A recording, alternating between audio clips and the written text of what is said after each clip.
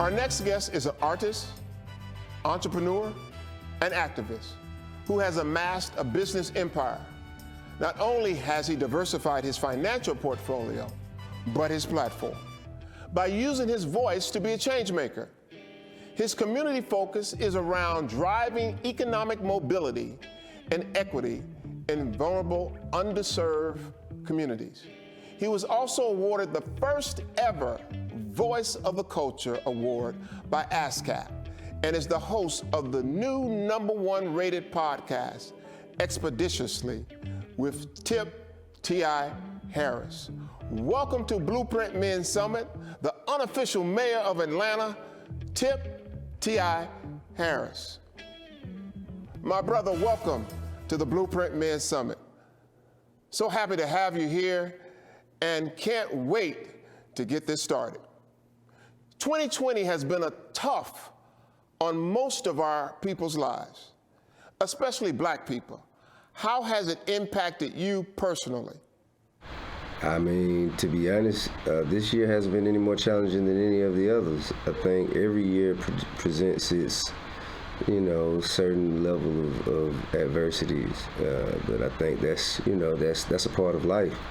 We all live every day and evolve and find ways to make adjustments so we could reach our desired destination. I think 2020 just showed us how to make more adjustments and showed us how flexible we may need to become, because before, there were certain things that just weren't considerations, like, oh no, well, if I'm gonna miss a flight, well, I'm not gonna be able to, or, if I'm gonna miss the game, we kind of wiped all that out. I tell you what if there were no games? What if there were no flights? Then what would you do? You dig what I'm saying? So I think it kind of put things in perspective. Part of our mission at Blueprint is to motivate Black men to be more engaged in their communities. Why do you do it, and why do you think it's so important that Black men be engaged? If I understand the question correctly, you say, why do I think it's important to motivate Black men to be engaged?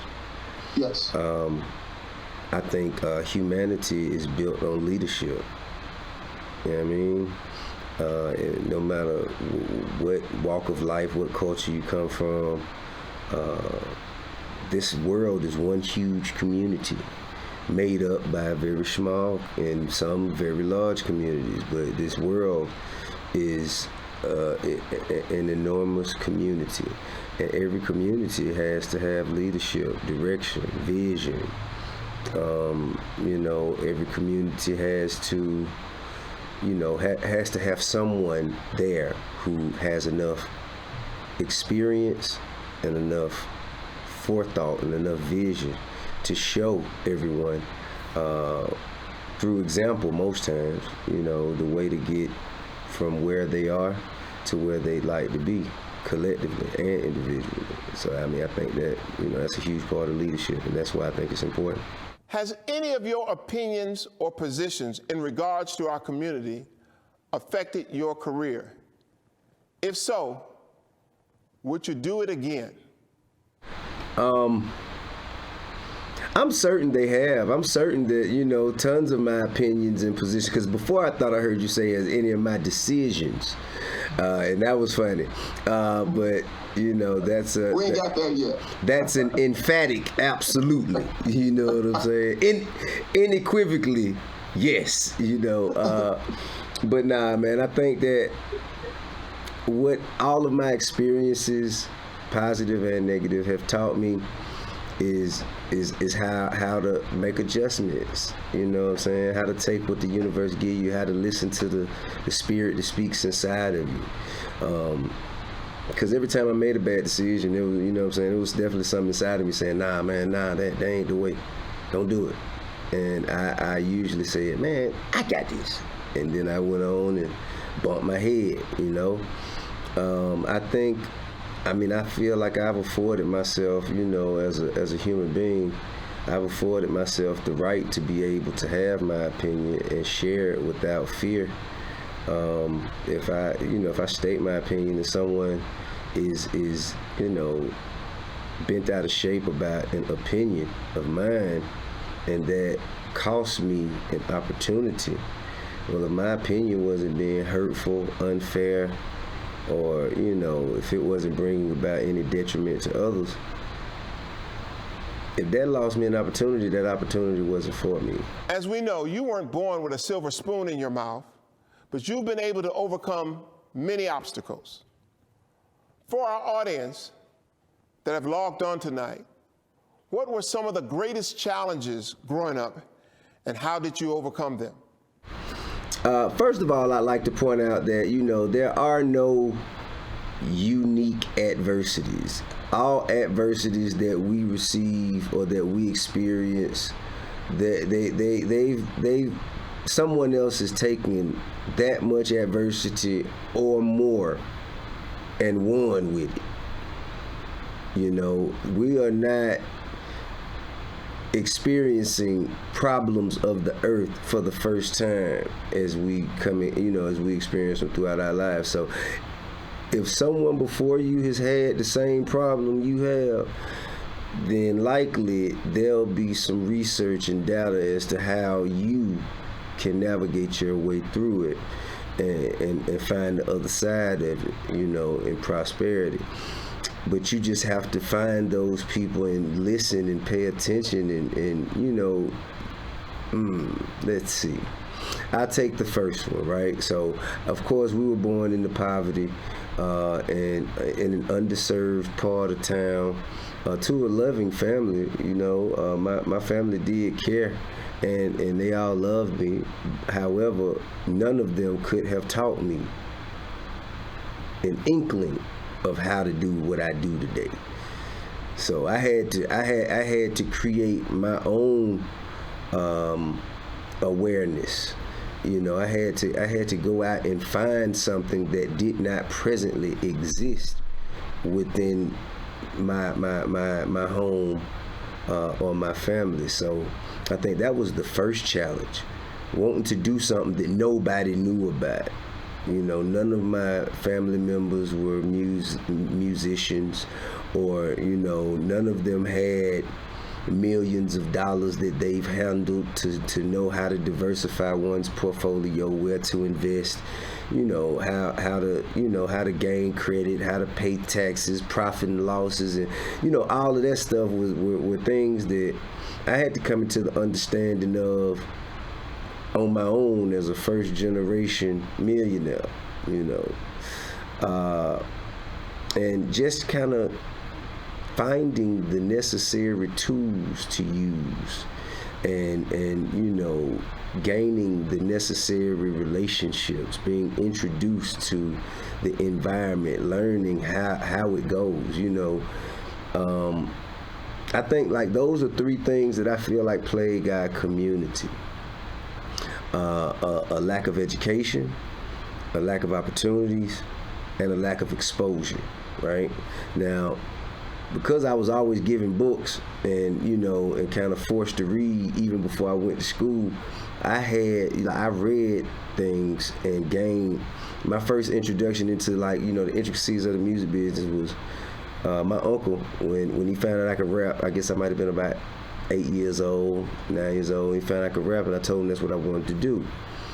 But I thought at that time that I had to wait until I became, a grown-up and do it. I didn't know that there was a lane for kids to get into at the time. But he told me, he said, I tell you what, if you take it seriously, and you dedicate 100% of yourself to it, and you learn everything that there is to know about the music business, I'll make sure you have everything you need. I put up the money, right? So as an 8-year-old kid, I dive in, and the first book I think I got is, I think it was All You Need to Know About the Music Business, if I'm not mistaken, something like that. So I got in it and just began to read, and that taught me what publishing was. That taught me, what's a good deal and a bad deal, the difference between an artist deal, a production deal, a JV, I didn't get to the P&Ds until a little later on, but it taught me kind of like how to quantify success, you know. Now, our plans were diverted when my uncle got a 10-year Fed sentence, but I still had the knowledge. You know what I'm saying? Right. Had I been exposed to, had Jermaine Dupri walked up to me in the mall instead of crisscross, then you'd have met me sooner. Or had I, been around, Daryl Simmons and Bobby Brown, and you know what I'm saying, had I had access to those kinds of pathways into the music business, I would have got on a lot sooner. But finding my way to the opportunity, I think, was one of my most clear and present adversities as a youngster. What type of expectations should we as black men have of this new administration? One of the things I think we have not benefited from in the past is we don't have big enough expectations from our politicians. A lot of times we have more expectations from celebrities like you than we do of politicians. Well, I think, first of all, I think there should be some clear, tangible action items that are targeted and directed at the community that has been, that has been downtrodden and disproportionately disadvantaged. I mean, this is the best way I could say it, man. Like, for generations, for as long since the abolishment of slavery, black people have always had a worse time to live in this country, period. Our communities that we occupy have always been substandard in comparison to our Caucasian neighbors. And that's because we don't have subsidization coming from the federal government. We don't have, the same amount of resources being invested into our communities. And it's seeming, well, I'm pretty certain that it's intentional.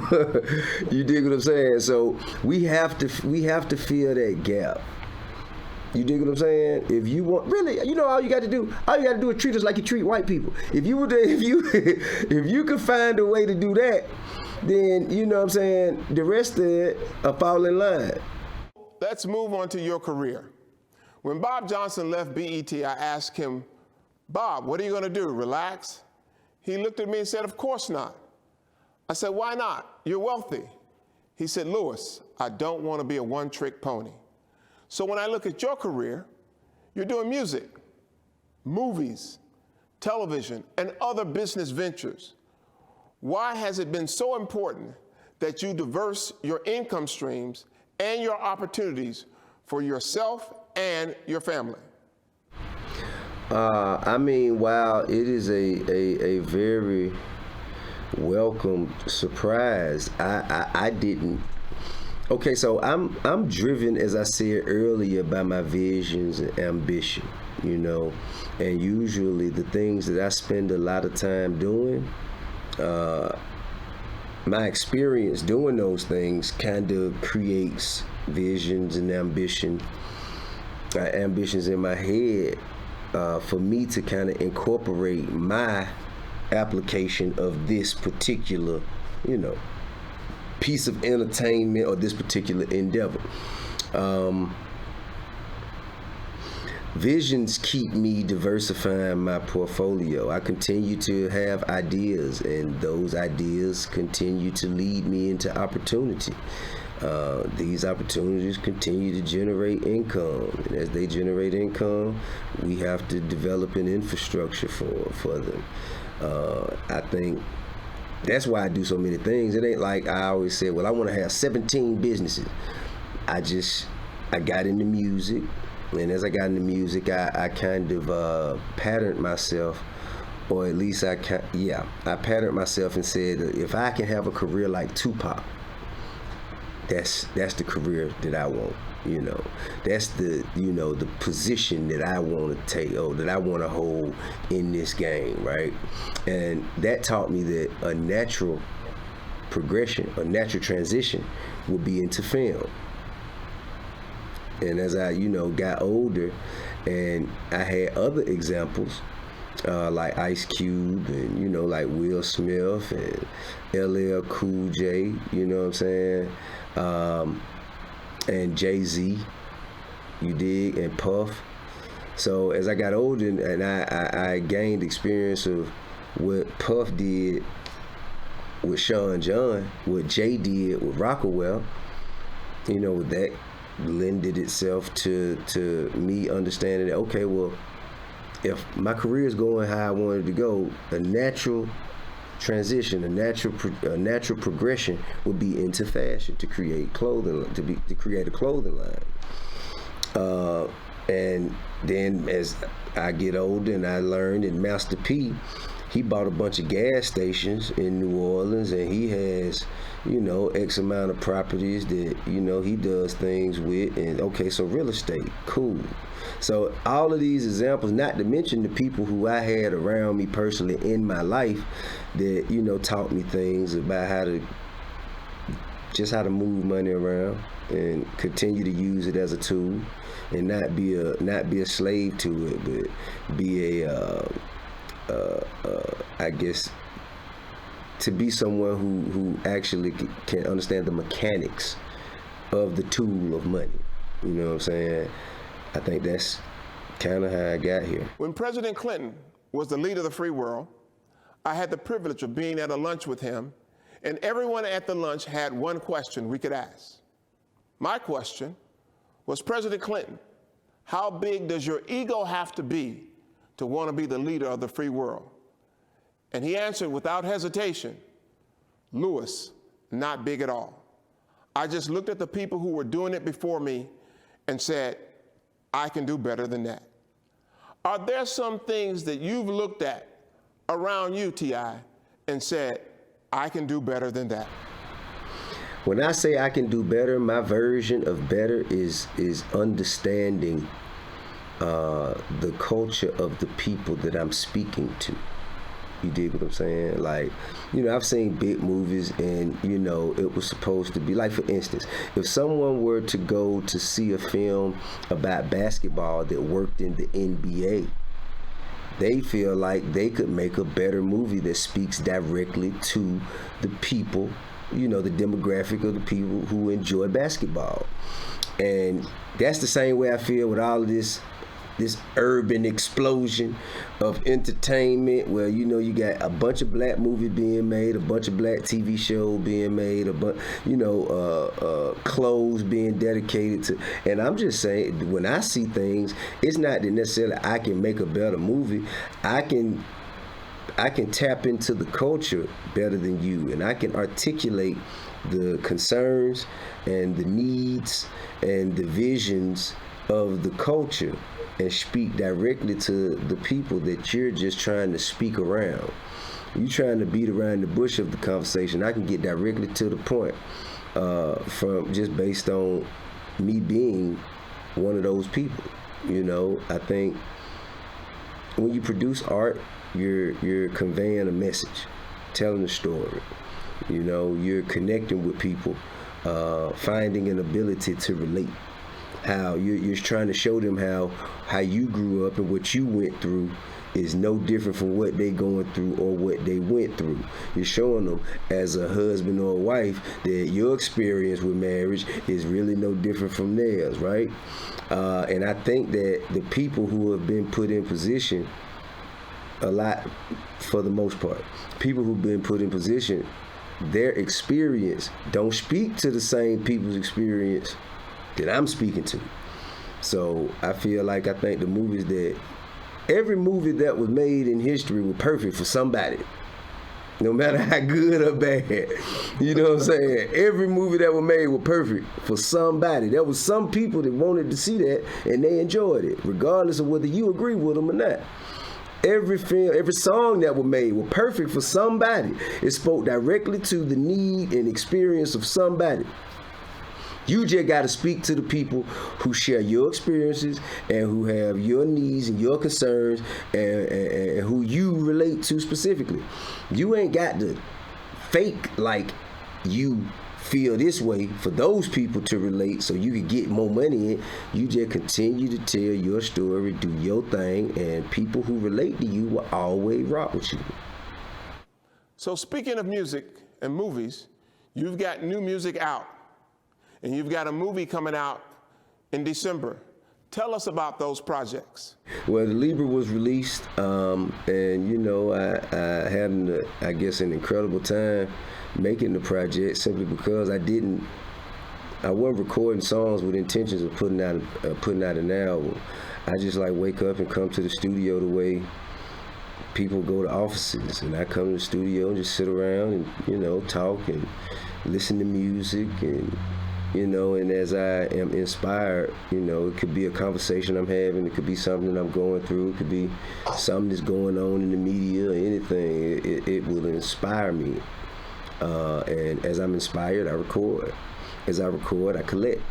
You know, and as I collect these songs, I just continue to play them for myself and my homeboys and my people, my family members, you know what I mean, the people that are in close proximity to me in my world.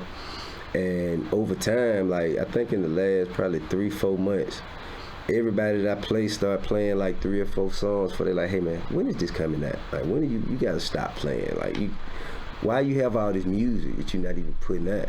I'm like, I don't know, I'm just recording. I'm just, you know what I mean? And I enjoy that process a lot more than saying, okay, we have to put an album out. You know what I mean? We have to put an album out, the album coming out on this date. And, you know, that to me feels too much like a job. You know, I think the greatest gift that I have is the ability to do what I love for a living and not have to do anything at all. I don't have to do nothing. If I just want to wake up and watch TV all day, I could, you know what I mean? But I don't think I wouldn't be satisfied with myself because I wouldn't be fulfilling much of my purpose that way. So with music, I can continue to use a part of my gifts to speak on behalf of people who don't get an opportunity to speak for themselves. I could, you know, lead a generation into awareness and an elevated level of consciousness. You know what I'm saying? With music, just by showing them, hey man, you ain't got to be soft to be smart. You know what I mean? And you ain't got to be dumb to be cool, you know? You ain't necessarily got to go out your way to pretend to be anything. You could just be who you is, and that's going to be good enough for anybody. You know what I mean? I think that, or anybody that was meant for you, you know? And I think that's kind of the purpose that you know that I feel that music is used for at this point in time, to be the soundtrack to people's lives. And your movie you got coming out in December? Yeah, okay, Monster Hunter. Yeah, Monster Hunter is like it's an over-the-top action video game adaptation, a film that's about a video game, man, that was huge in I think Japan, some part of Asia, and it was developed and shot by the same people who did Resident Evil. Mila Jovovich, who starred in Resident Evil, and her husband, who also directed Resident Evil. They did a phenomenal job at developing this script. We went out to South Africa, filmed for a couple months, and you know, had a phenomenal time. It was an amazing experience and a very meticulous, I'm talking like detail oriented set, you know, and I learned a lot, and you know, I can't wait for you guys to get a chance to see it. A couple of more questions and we're going to be done. You mentioned the word purpose. What is the trouble man's purpose? The trouble man's purpose, my purpose to me is to leave the world somewhat a better place than it was when I got here. You know what I mean? Find something that is a skill that I possess, you know, an attribute of mine that I can use to make a mark on the world that would leave it in a better position, some way, shape, form, or fashion than it was in before I got here. And you know, in the short term, is to create a better environment, a better community, a better world for my children and grandchildren to live in. Like, I've been put in a position where I've gained a significant amount of influence, and the things I do can make an impact. And I've been blessed with resources, in abundance. But if I'm not using that for the purpose of making the world a better place for my son, my grandson, my daughter, my granddaughters to live in, if I'm not using the gifts that I've been given, the blessings that I've received, all the luxurious items that that I have and have been afforded to me and my family, if we're not using that to somehow make the world a better place, we just in the way. It was all for nothing. Final question. There will be a lot of young men looking at this. Look into the camera and answer, what are the 3 fundamental things that you need to be successful? Okay. Well, first of all, you're going to need a vision. You're going to need a dream, You're going to have a dream. There's something that has sparked your interest or has garnered your attention from the time you were born to the time to right now. There's something that's tapped you on the shoulder and say, hey man, this is what I want to do. Now, whether you talked yourself out of it or not, and if something said, hey, you need to fly airplanes, and you said, man, I don't want to go to school to fly no airplane. Now that's on you. But each of you have been tapped on the shoulder by your spirit and been told exactly what it is what path you should go down. Now, whether or not you've listened to your spirit, that's the difference. That what separate people who kind of already know what they want to do. They listen to the voice.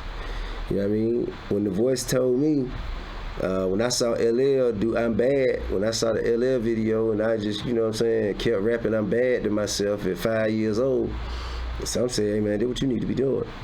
I saw the response that I get from people, how shocked and surprised they were that I could learn the words to this song at 5 years old. I'm like, man, it was easy. Oh, okay, you impressed with that? Well, watch this. You know what I mean? And that kind of opened the door for me, opened my eyes to see all the opportunities that existed within music. And it also opened up all the creativity that I had in myself that I probably would never have exercised had it not been for me being exposed to music or me falling in love with music. Okay, so you need vision. Next, you need education. So whatever it is, once you hear the vision and now you gotta research and learn and understand as much as you can about this area of this area of expertise that you got. I mean, in education, I mean read. I ain't necessarily saying you got to go and get your master's degree or a PhD or even a bachelor's for that matter. But you got to read. You got to educate yourself and read up on the things that you say that you want to do. Anybody who say that, that they want to be in the music business, but you tell them a book to read and they ain't, man, a book, man. Yeah, bro, a book. If I told you reading a book was going to get you off your ass and on your feet, you telling me you still wouldn't read? That's crazy as hell. You been telling me you willing to go rob, you'll shoot, you'll go to prison, you'll do all that shit to get off your ass and on your feet. But if I tell you a book to read that can show you how to get off your ass and on your feet, you won't do it.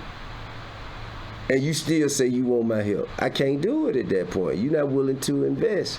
You ain't investing in yourself. Why should I invest in you? You know what I mean? So education, that's one thing. The third thing, discipline. You're going to need discipline because it takes discipline to make sacrifices. T.I., thank you so much for this. We appreciate your participating. You now are in a long line of super successful people who've graced the Blueprint Men's Summit. One day I'm going to start a Hall of Fame, and you're going to be right there in it. Thank you, and best of luck on Libra. Man, thank you. Thank you guys so much, man. I appreciate the acknowledgement and the consideration, bro. I mean, I think, I'm just doing my little part. So for me to just be doing my little part and for you guys to take notice of it while you're all doing your little parts, you know what I'm saying? That's, I appreciate that. I appreciate your time and your attention.